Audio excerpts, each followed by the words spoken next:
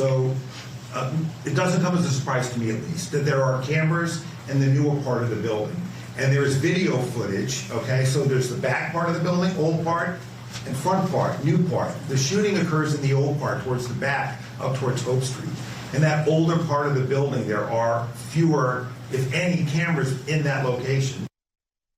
All right, another interesting presser there. So that was Peter Nerona, the Attorney General of Rhode Island, giving an update, if you will, as to why there hasn't been a clear picture of the Rhode Island shooter that left 2 people dead and then multiple injured. So for more on this, we're now joined by North Carolina Congressman Brad Knott. Sir, good morning. I mean, this investigation from the very beginning has just been messy, and the word to me is unacceptable. What is your response to what we've been hearing coming out of Rhode Island? Good morning. It's good to be here, and I certainly echo those sentiments. You know, there's been a lot of frustration. There's been a lot of questions, and once this investigation is completed, Lord willing, I hope that'll be soon. We probably do need to review and go through with some pretty significant focus on just what went wrong. You know, these investigations are always difficult, and I don't want to get in the middle of it right now, but there's certainly some questions that need to be answered.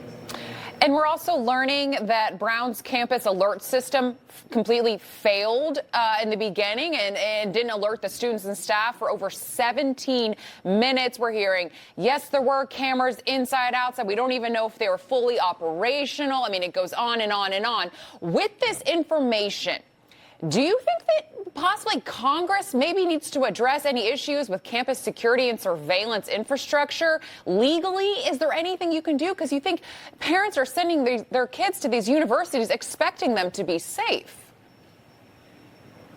Well, you raise a good point. You know, there's been a lot of national media, especially from the other side of the aisle, that focused on the FBI. As a former prosecutor who worked with all levels of law enforcement, my questions go more towards the local police, the local law enforcement, the campus police. They're the ones who are supposed to be proficient in quick responses. I mean, the FBI is certainly not present on every campus. It is the local police forces, whether campus or the town or the county, that are really designed to be the quick response, the ones who gather the evidence, the ones who protect the local community first and foremost. And again, Congress can't fix all these problems if the local communities are not doing their fair share, if they're not playing the right ball game. And again, I do not want to stand in the way or start putting scrutiny before the investigation is concluded. But my questions and focus have been more on the local level than the national level. Yeah, fantastic point there. Sir, I do want to shift gears, though. So President Trump calling it like it is after the horrific ISIS-inspired terror attack on a Jewish Hanukkah celebration at Sydney's Bondi Beach. Let's take a listen. To the people of Australia, and especially all those affected by the horrific and anti-Semitic terrorist attack, and that's exactly what it is, anti-Semitic. All nations must stand together against the evil forces of radical Islamic terrorism, and we're doing that.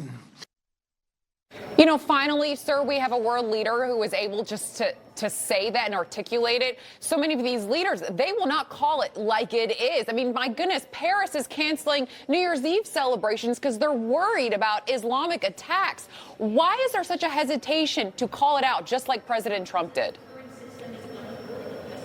You know, it's a great question, and I really, to be perfectly candid, I don't have the answer other than people are just bound by fear and political correctness. They're worried about offending a certain group of people. They're worried about stating something that's very obvious. And there is a sect within the radical Islamic factions that have openly called for the extermination of all Jews, wherever they are, whether it's Australia, whether it's in the United States, whether they're in the Middle East, Israel, what have you. And if we can't address the problem, if we can't name the problem, we certainly cannot remedy the problem. And so I applaud the president for calling this exactly what it is. It was a focused attack aimed with anti-Semitic motives. And again, if we can't address it and call it what it is, we certainly cannot fix it. And we should be in the business of fixing problems. Yeah, you have to name the problem before you can fix it. It seems pretty cut and dry.